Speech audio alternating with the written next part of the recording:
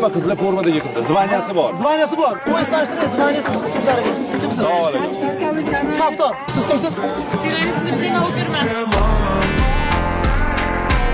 Opera keldi, opera, mayor. Mana buni ham Ketrident. Qayerda ishlaysiz? Qaysi lavozimda? Kiberda. Kiber jinoyat. Siz kimsiz? Mayor. Polkovnik. Voy gitmaganlar staj. Necha yil ishlatganingizga stajingiz? 35 yildan beri ishlarda. Bir joyda ishlatdinglar, bir joyda. Ayol kishilar uchun ajab emas. Rahmat. Do'stlar, eng qizig'i orqamdagi qizlar model emas, ichki ishlar xodimlari. Hozir kim bo'lib ishlashini bilib olamiz. Qisqa o'zingiz tanishtirsangiz, zvaniyingiz, qayerda ishlaysiz? Litsent Shohaydarova Risolaxon Begzod qizi, Ichki ishlar bosh boshqarmasi huzuridagi qo'riqlash boshqarmasida xizmat qilaman.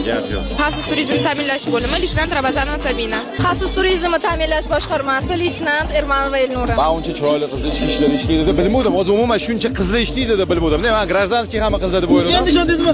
Shokdaman. Antapat polkovnik ayollar o'tiribdi. Bitta like bosib shu joyga.